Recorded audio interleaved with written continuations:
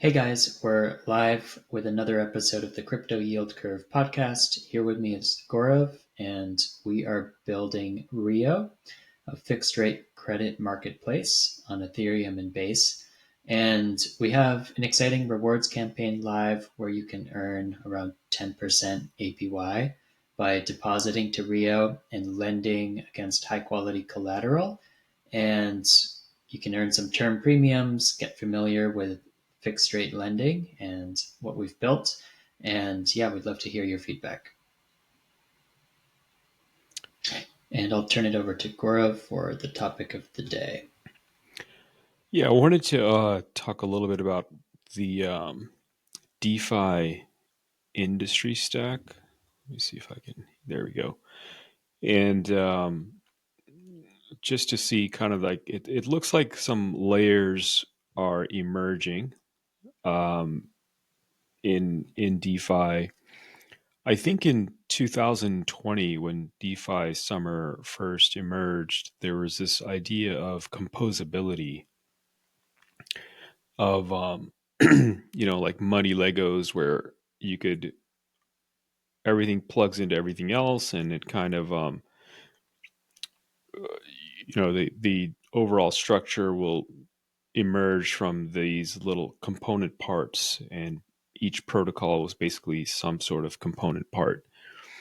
And um, while that idea was largely true in its essence, I think it was a little bit off in that it suggested some sort of like not random, but that there was no like directionality to it. It was little parts sticking out in each direction in a kind of a helter skelter um, way. Whereas what's actually emerged over the last 5 years is much more of a stack. Like it's got a direction from top to bottom. Um, and arguably like side to side, much like the like when you hear about corporate strategy verticals and horizontals, there's like basically two dimensions. And I think the current structure of the DeFi industry is somewhat analogous in that sense. So just to this is just a big overview, but I'm going to zoom in a little bit on the various layers here.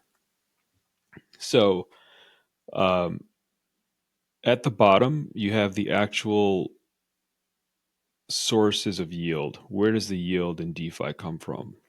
And that this is what I call the atomic yield layer. So first are trading fees from swaps. So you have protocols like Uniswap, Curve, Aerodrome, which generate yield via enabling token swaps. The next is borrow lend protocols, which generate yield um, from basically interest, from borrowing interest. Next, you have perpetual swaps, which is really generating yield from derivatives, um, or it's really structured leverage in a sense. Um, you also have staking, which the yield is generated from basically participating in the securing of L1s, um, or staking or restaking, various parts of blockchains. And then lastly, you have yield generated from selling insurance. So collecting insurance premiums in one way or another. And the largest player in the space, as far as I know, is Nexus Mutual. The next layer, which I only have a couple examples from, there's probably a lot more that I just haven't thought of yet. But this layer, I call it middleware for lack of a better term, but it packages up these atomic yield sources into something a little more useful or different, slightly different from the actual atomic sources. So, like Pendle, the yield is coming still from the atomic yield sources, but it's being split up into like a fixed yield and a much more volatile um, floating yield. So you're taking, let's say, the Aave variable yield, and if you have a PT a USDC token, that's going to have some sort of fixed rate from that interest rate that's being generated on Aave, and then the YT will be the floating variable rate yield by itself. And then Convex and Yearn, at least in the original DeFi Summer structure, they were built on top of Curve Finance essentially, um, to try to like isolate some of these sources of yield into little vaults, USDC vault or ETH vault, et cetera, et cetera. Um, where does Rio fit into this? So I think our order uh, our order book matching algorithm is really closer to the atomic yield portion. It's really a fixed rate term structure order book, and the yield comes from fixed rate interest rates from borrowers. On the other hand, part of it is also um, you could think of it as sitting on top of these variable rate markets, because while users are unmatched in their lending offers, the money is sitting in these variable rate pools or protocols or vaults, earning the variable rate yield. So it kind of straddles these two layers of middleware and atomic yield. Um, I'll pause right there in case you have anything to add, Jason. Nope. Continue. Okay, all right. And third layer that I see is this vault layer, which is really taken off the last year or two. Some examples are the Veda vaults, iPort Fusion, Steakhouse, um, and Gauntlet. And I've drawn Gauntlet partly in this layer and partly in the layer above, which I'll get to in a minute. But they are, they sit on top of these two layers, so that um, as we go up the stack, you get greater and greater abstraction and maybe simplification or maybe distillation of what is going on at the lower layers. So we have on Rio our vaults, our earned product, and our what we call our very liquid vault, which also fits into this category to kind of simplify what we do in the actual atomic layer at the markets level. And then we have a user facing layer. So, Coinbase, Robinhood, some of these emerging neobanks, they are where, typically you would see like a username, password, KYC, um, direct connections to your TradFi bank, maybe a user facing app from the App Store, like a mobile app. And I put Gauntlet here because they are the only, as far as I know, the only a curator that is trying to reach more and more in this upward direction directly toward the user.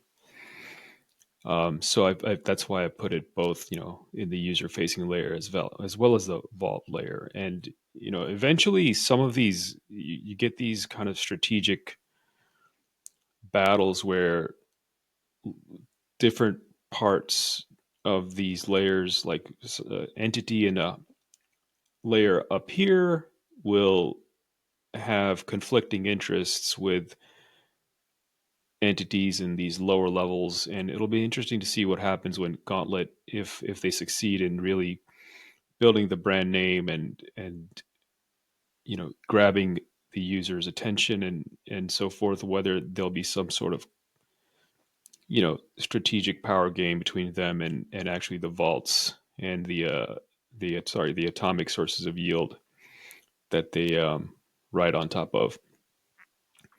Um, Interestingly, the latest news is we have. Let me see if I can just do this on the fly here.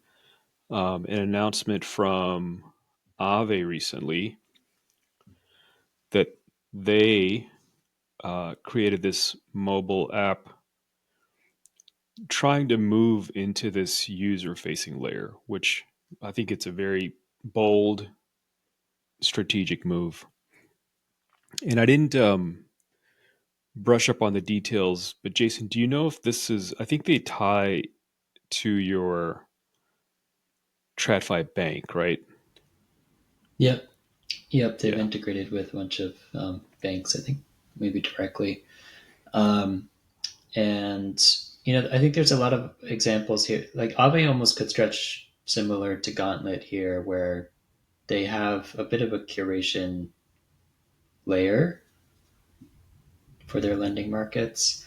And so, you could argue that they're similar or more similar to vaults. Um, and then you have a lot of other, like in the neobank category, right? You have EtherFi, which started with just staking, and they've moved more into um, in towards the consumer direction with their cards and so forth, which I think have generated pretty significant revenue. And I think all of the wallets in general are probably going to push in this banking direction. Um, and you'll see the on ramps, a big focus to on ramp new money, um, as that's a good source of new users for wallets. Uh, so yeah, I think a lot. We're seeing a lot of existing protocols just push upwards in this stack in an attempt to get new users and to increase the value, I think, to their existing users. Yeah. And on the topic of Aave doing this, there was about, I think, 3 or 4 years ago, um, Uniswap did this. They came out with their mobile app, which I thought was at that time was a like really bold move. I don't know if I don't know the numbers or anything, but I don't know of anyone who uses the Uniswap mobile app. But that was certainly an attempt to move in this direction. I don't again I don't remember if it was you could tie your TradFi bank to it. My guess is no, because that was in a very different regulatory environment, and it didn't really. I don't think it made Uniswap a household name like Coinbase and Robinhood. So it'll be interesting to see how Aave fares. I think Aave is going to be very successful with this, partly because they do have those. You can actually transfer money from your TradFi bank directly to Aave to earn a yield, as far as I know. And the other thing is they're offering $1 million in insurance per user, um, which if if they can pull that off, and I don't know how they're doing it or what the guarantees are, you could argue that's actually better than TradFi, because TradFi you get $250,000 of insurance, FDIC insurance, if you're an American, um, and maybe Aave can lay claim, at least in the messaging, that we have better insurance than your TradFi bank. Whether it's true or not, it remains to be seen.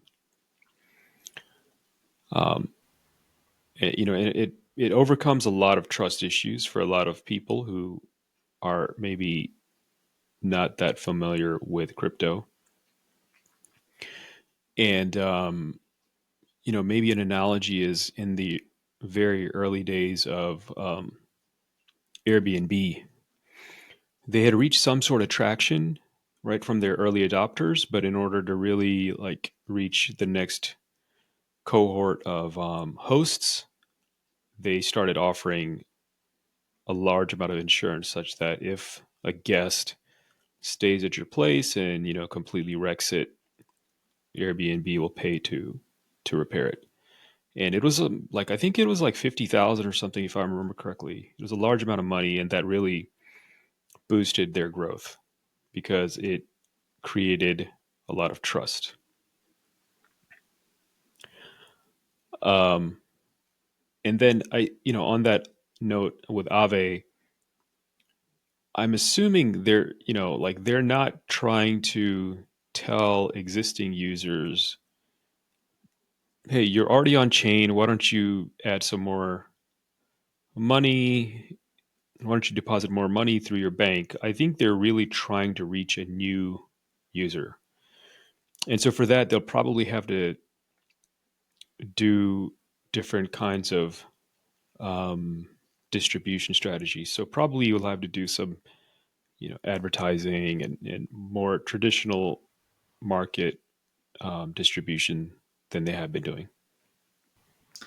Yeah, and I think it'll be a very clean way for people to move new money on chain as well. Like instead of me having to track this wallet and it gets all mixed up with other accounting, I can simply just like I'm considering this, right? Just download the Aave app, move some of my money from TradFi to there, and it's a nice little silo, and I won't be tempted to um, put all that money in 10 different places at once. Yeah. And so, I think so far, the way we've discussed this, it seems like everyone at the top of the stack has power.